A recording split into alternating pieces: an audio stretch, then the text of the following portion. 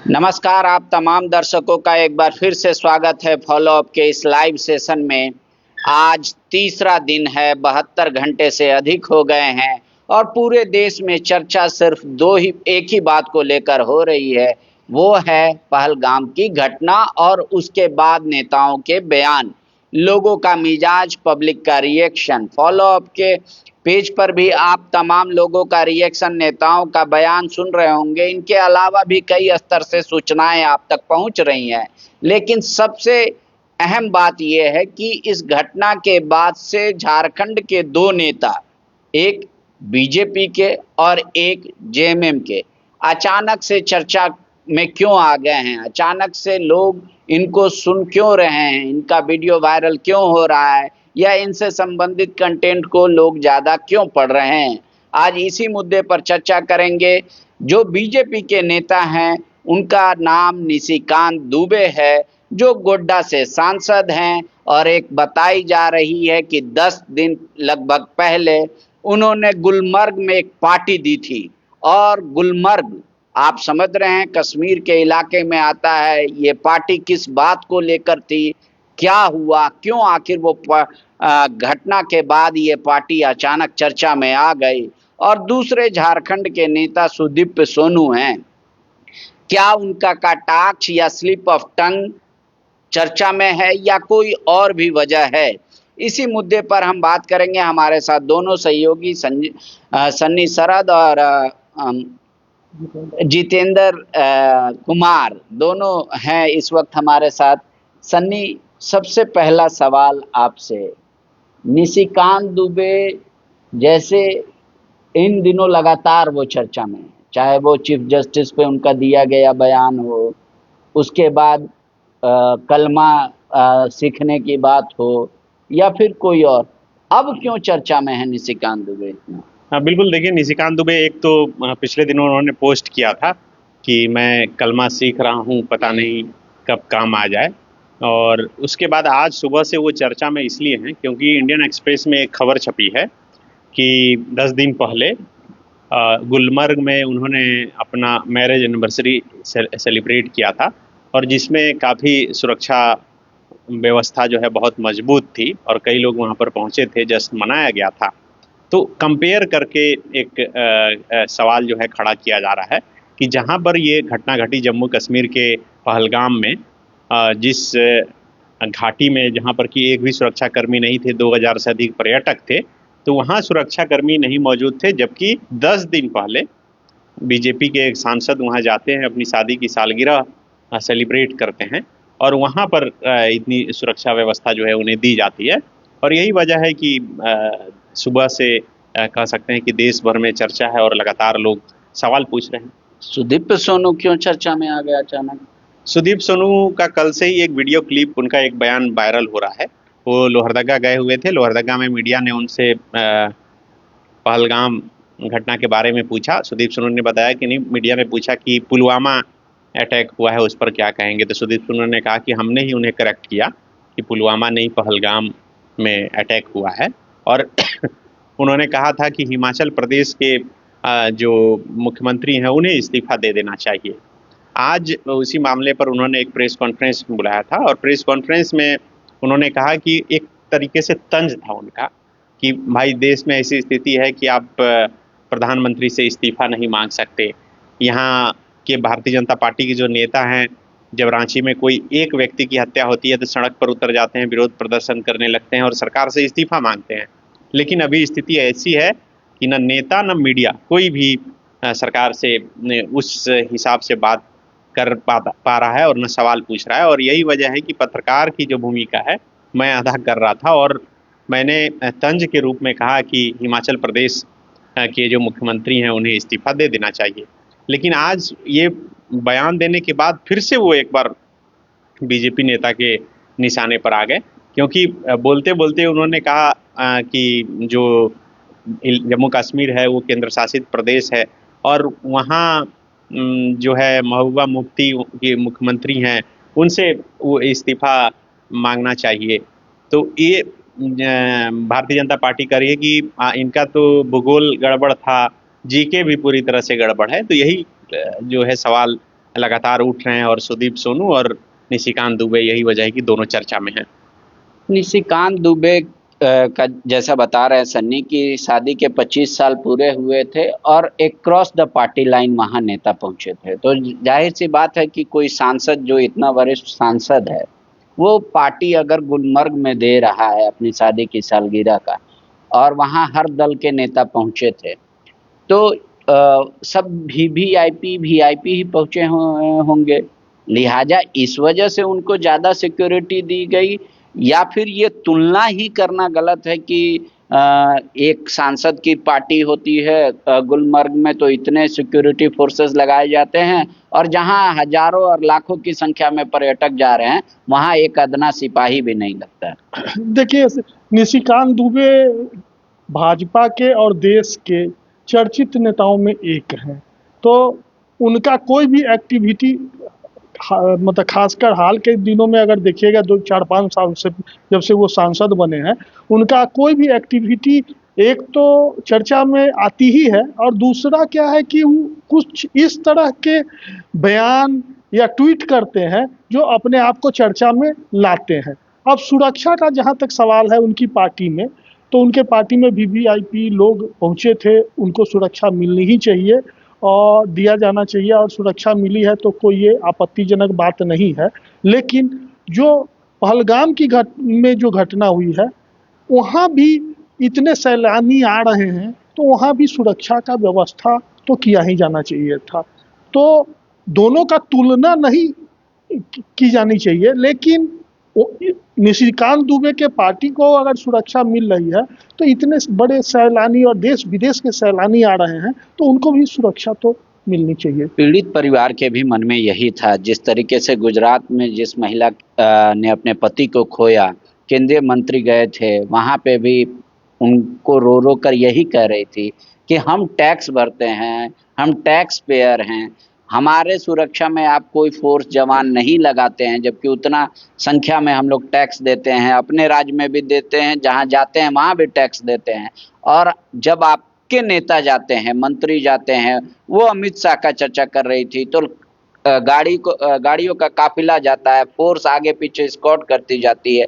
तो क्या ये अब जो किरण रिजिजू जो कल हल्के शब्दों में स्वीकार किया कि हाँ ये सिक्योरिटी लैप्सेस है, क्या ये इतना बड़ा लैप्स है जो नोटिसेबल होना चाहिए, अकाउंटेबल होना चाहिए, या फिर इसको वैसे ही देखना चाहिए कि उस एरिया में चूंकि वो दीवार का बहुत ऊंचा बाउंड्री है, कभी वहां पे वैसी घटनाएं नहीं घटी है पिछले 30-32 सालों में, इसलिए वहां सिक्योरिटी फोर्सेस नहीं रहते हैं, इसी को मानना सत्य होगा? देखिए, अब जो चूक हो गई उस पर मतलब सांप के बिल में घुस जाने के बाद लाठी पीटने से कोई फायदा नहीं है। लेकिन जिस तरह का वहाँ लैप्सेस हुआ है, सिक्योरिटी लैप्सेस हुआ है या इंटेलिजेंस का लैप्सेस हुआ है, इससे गवर्नमेंट ऑफ इंडिया को और वहाँ की सरकार को दोनों को सीख तो लेनी ही पड़ेगी। लेकिन भुगत तो रहा है आम आदमी, एक तो पीड़ित और दूसरा अगर मान लीजिए जिस तरीके से मैं पढ़ रहा था कि 10,000 पर डे जो टूरिस्ट हैं वहाँ अपना रिजर्वेशन कैंसिल करा रहे हैं, टूर प्लान कैंसिल कर रहे हैं, कई लोगों ने अमरनाथ यात्रा का भी कैंसिल कर दिया कि इस बार नहीं जाएंगे, हालांकि अभी तक ऑफिशियल घोषणा नहीं हुई है अमरनाथ यात्रा को लेकर। तो वहां के लोगों के पास जो रेवेन्यू आता था, जो उनके आय का स्रोत था, व्यवसाय था, वो तो मार खाएगा, क्योंकि वो पूरा इलाका पहाड़ी का इलाका टूरिज्म पे ही मतलब जी रहा है। बिल्कुल बिल्कुल, और यही कश्मीर के साथ अभी सबसे बड़ा दुखद यही है। देखिए, जो जाने गई है वो तो लौट के नहीं आ सकती है, ये तो बहुत दुखद है और पूरा देश इससे मर्माहत है, सही में मर्माहत है, इसमें कोई दो मत नहीं है। पॉलिटिशियन अपने जगह इन मुद्दों पर पॉलिटिक्स भी कर रहे हैं, वो एक अलग विषय है और उसको हम आप रोक नहीं सकते हैं। लेकिन जो सबसे बड़ा मतलब कश्मीर में जो सैलानी आने लगे थे और वहाँ की जो आर्थिक स्थिति सुधरने लगी थी, वहाँ के लोगों में जो संपन्नता आने लगी थी, सैलानियों के कारण जो हर तरह के व्यवसाय फलने फूलने लगे थे, उस पर जो अचानक ब्रेक लगा है, और ब्रेक लगा नहीं है, अब आने वाले महीनों वर्षों कितने दिन तक यह ब्रेक रहेगा, इससे जो वहाँ की स्थिति गड़बड़ाएगी, आर्थिक स्थिति चरमराएगी, यह बहुत दुखद है। काहे कि अगर कहीं भी आदमी में विकास, मतलब किसी भी क्षेत्र में विकास होता है तो वहाँ अमन चैन का माहौल बनता है, और अमन चैन के माहौल में ही विकास होता है। तो ये दोनों पारस्परिक विषय हैं। तो इस चीज को देखने से जो कश्मीर को जो सबसे अधिक नुकसान हुआ है, ये सैलानियों का वहाँ जाना अब जो रुकेगा या ठहर गया है, ये सबसे बड़ा नुकसान है। सुदीप सोनू जी का स्लिप ऑफ टंग हुआ शायद। बीजेपी हालांकि उनको ज्योग्राफी के बारे में बता रही है, उमर अब्दुल्ला के जगह उन्होंने मोहम्मद मुफ्ती का नाम लिया। तो ये क्या ये वक्त है या राजनीति अपने तरीके से ही चल रही है, अपने गति से ही चल रही है? प्रधानमंत्री बिहार भी जा रहे हैं, हर कोई अपना काम कर रहा है और राजनीति भी अपना काम कर रहा है, लेकिन कई लोग तो ये मीडिया में सवाल कर रहे हैं या मीडिया से सवाल कर रहे हैं कि कोई भी आदमी केंद्र सरकार से ये सवाल क्यों नहीं कर रहा है कि ये सिक्योरिटी लैप्सेस जो हुआ इसका जिम्मेदार कौन है? इसको इसी रूप में देखना चाहिए या आपको लगता है कि नहीं, अब ये घटना हो गई, अब इसके आगे की सोचनी चाहिए? नहीं, अब तो घटना हो गई है, आगे की सोचनी चाहिए। और ये विषय देश के अंदर का नहीं है, यह किसी दूसरे देश के साथ तनाव या उसके साथ जो मतलब खाई बढ़ रही है उसका विषय है। तो अमूमन होता ये है, आप देखेंगे जब दो राज्य आपस में लड़ते हैं तो उस एक राज्य के सारे नागरिक एक ओर हो जाते हैं, दूसरे राज्य के नागरिक एक ओर हो जाते हैं। उसी तरह यह जब दो देश के बीच का तनाव है तो ये स्वाभाविक रूप से भारत के जो लोग हैं वो भारत के साथ होंगे, पाकिस्तान के जो लोग हैं वो पाकिस्तान के साथ चले जाएंगे। तो इन मुद्दों पर अभी मतलब अंदरूनी राजनीति नहीं होनी चाहिए। अभी देश का सम्मान का विषय है, देश के मजबूती का विषय है, इसलिए इस पर अभी बहुत गंभीरता से सोच समझकर नेताओं को बयान देना चाहिए। सन्नी, 72 घंटे ही बीते हैं और नेताओं के बयान में थोड़ी थोड़ी तब्दीलियां नजर आ रही है। आप जैसे देखिए, सर्वदलीय बैठक में विदेश से आए राहुल गांधी, उन्होंने पार्टिसिपेट किया। उन्होंने क्या कहा कि हम कंडेम्ड करते हैं इस मामले का और हम सरकार के साथ खड़े हैं। आज वो कश्मीर गए, कई रिपोर्ट्स में पढ़ रहा था और बीजेपी के नेता आरोप लगा रहे हैं कि उन्होंने ये कह दिया कि भारत में जो है मुसलमान प्रताड़ित हो रहे हैं, उसको देखा जा रहा है। आज जो जम्मू कश्मीर के मुख्यमंत्री हैं उमर अब्दुल्ला जी, उन्होंने यहाँ तक कह दिया जुम्मे की नमाज के बाद जब मीडिया उनसे सवाल कर रहा था कि अगर मेरी सुनी जाती तो ऐसी घटना एटलीस्ट नहीं घटती। तो अब एक के बाद एक जो बयान आ रहे हैं, क्या इससे परिस्थितियां भी बदलेंगी? केंद्र सरकार के सोचने का तरीका भी बदलेगा? एक्शन में भी प्रभाव पड़ेगा? या जो डेडलाइन माना जा रहा है कि 29 तारीख के बाद केंद्र सरकार कोई भी बहुत बड़ा फैसला ले सकती है, तो क्या उसमें कोई परिवर्तन आप देख पा रहे हैं? इन सब का असर भी पड़ता है सरकारों पर? मुझे नहीं लगता कि इन सब का कोई असर पड़ेगा। सरकार को जो करना है वो सरकार करेगी ही, क्योंकि सर्वदलीय बैठक बुला ली गई और सर्वदलीय बैठक में सभी पार्टियों ने कह दिया है कि वो आतंकवाद के खिलाफ लड़ाई में सरकार के साथ है। सरकार जो है कठोर कदम उठाए। और साथ ही सपा के जो नेता है उन्होंने ये भी कहा कि ऐसा नहीं हो कि वहाँ शांति जो है भंग हो, खास करके कश्मीर के इलाके में जहाँ पर ये घटना घटी है। तो नेताओं के बयान तो चलेंगे। जैसे हम लोग चर्चा की शुरुआत किए निशिकांत दुबे और सुदीप सोनू पर, आप देखिए कि भारतीय जनता पार्टी जो है वो सुदीप सोनू को निशाने पर ले रही है और जेएमएम है वो निशिकांत दुबे पर।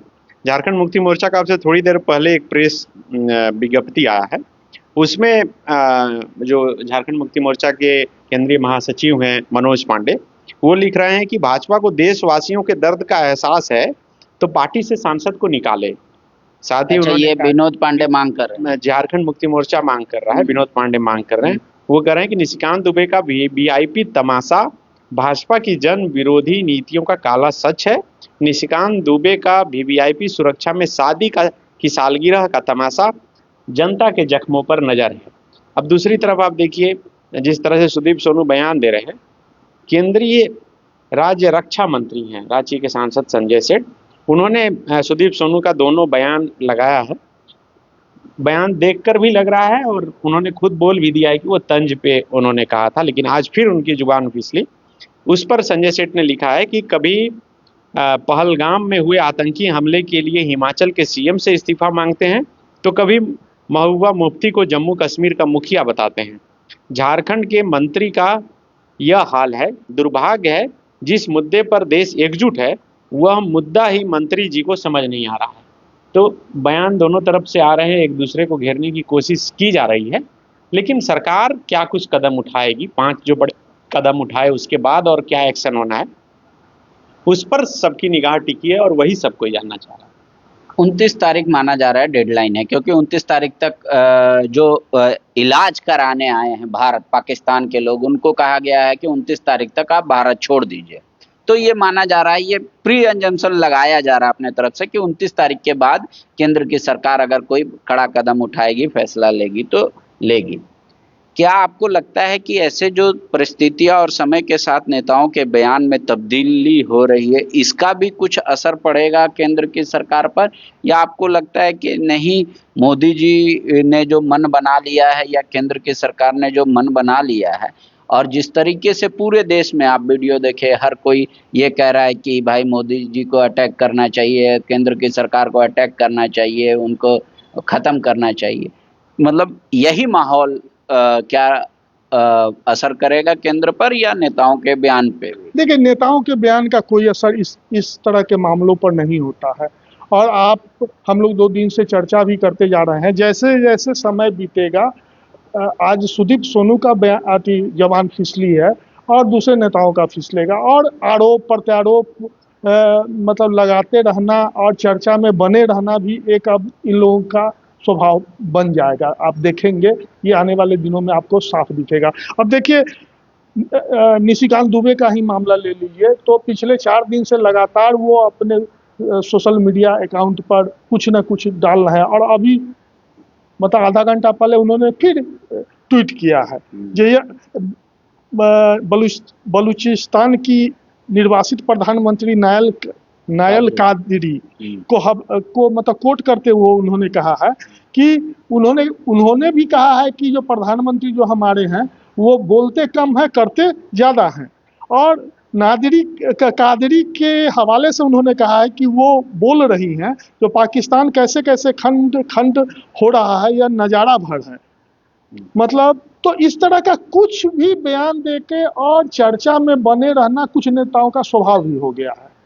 ये बलूच के प्रधानमंत्री जो, उनका तो पूरा अभी बयान वायरल हो रहा है, वो बता रही है कि भाई इस तरीके से पाकिस्तान किया तो आज भुगतना पड़ रहा है। तो हम वही बोल रहे हैं जो कहीं से किसी विषय को कहीं से जोड़ के और चर्चा में बने रहने का भी एक नया दौर शुरू होगा। और जहां तक आप 29 का जो डेट बता रहे हैं, ऐसा लेके नहीं चलना चाहिए जो 29 के बाद भारत बहुत कोई बड़ा अटैक कर देगा या कुछ। हाँ, ये जरूर है कि आने वाले समय में अगर पाकिस्तान या आतंकवादियों का कोई और अगर बड़ा हमला होता है या किसी तरह की वो लोग भारत में घटना करते हैं, तब यह मान के चलना चाहिए कि उस स्थिति में भारत चुप नहीं बैठेगा। ठीक है, जब फर्स्ट फेज में आए थे मोदी जी, आपको याद होगा कि लाल बत्ती पीला बत्ती ये सब खत्म किया। उन्होंने कहा कि I am against VIP culture, एक ऐसा दिखाने का संदेश किया। और आज जो मुद्दा उठ रहा है,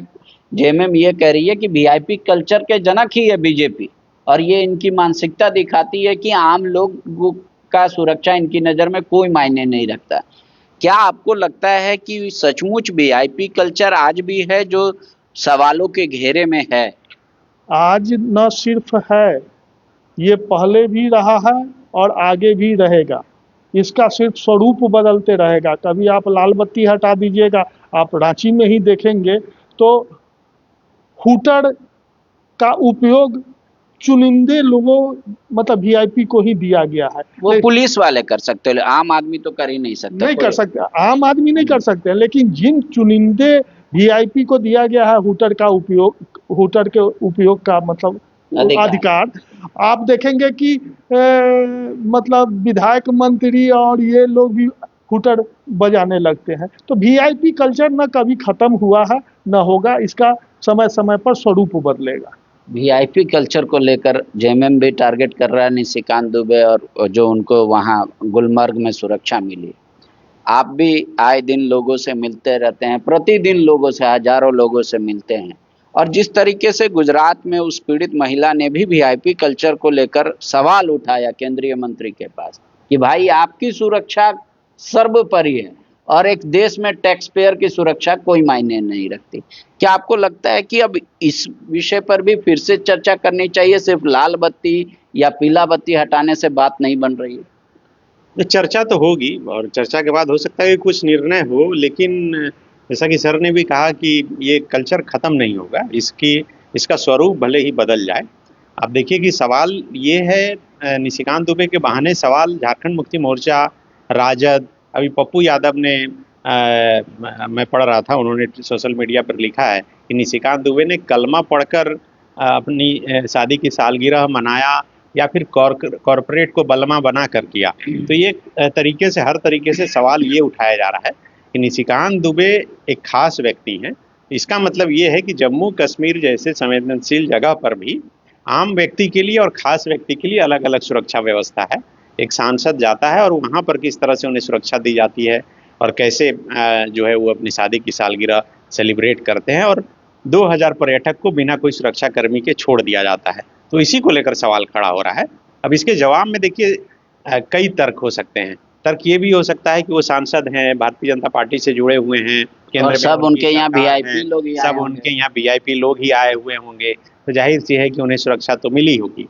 अब रही बात कि जहाँ पर ये घटना घटी, बताया जा रहा है कि 25-30 साल से उस इलाके में कोई घटना नहीं घटी। फिल्म की शूटिंग उस इलाके में कई हुई है, पर्यटक घोड़ा पर चढ़कर पहाड़ से होते हुए वहाँ गए हैं, कभी किसी को कोई नुकसान नहीं हुआ। यही वजह है कि पहले जो कैंप था वहाँ से कैंप हटा लिया गया कि दूसरे जगह फोर्स को लगाया जाए। अब यही नियम बना था कि सप्ताह में एक दिन वहाँ पर जो है सुरक्षा के जवान जाते हैं मुआयना करने के लिए, और उसके बाद फिर आ जाते हैं पेट्रोलिंग के लिए। तो ये ऐसा नहीं कि हर दिन भी जाते हैं, सप्ताह में सिर्फ एक दिन जाते हैं। लेकिन अब घटना घटी है तो हो सकता है कि उस इलाके में फिर से सुरक्षा बढ़ाई जाए। घटना के बाद जैसा जितेंद्र जी ने कहा कि सांप बिल में चला जाए तो लाठी पीट के क्या फायदा होता है, सरकार को ज्यादा संवेदनशील होने की आवश्यकता है। सिर्फ जम्मू कश्मीर ही नहीं, जहां जहां लगता है सरकार को कि यहाँ किसी भी आम आदमी को सुरक्षा में कोई भी कमी हो रही है तो उस पर ध्यान देना चाहिए। आज देश में एक मुद्दा और उठ रहा है कि कोरोना काल में कितने हजार सैनिक रिटायर हुए, नौकरी से बाहर गए, लेकिन रिक्रूटमेंट नहीं हुआ, ये भी मुद्दा है। सबकी बातें आप सुनिए, राय कायम मत कीजिएगा। राय कायम करने से पहले किसी ठोस नतीजे और सबूत पर पहुंचने की ज़रूरत है, लेकिन सवाल जरूर करते रहिएगा। शुक्रिया।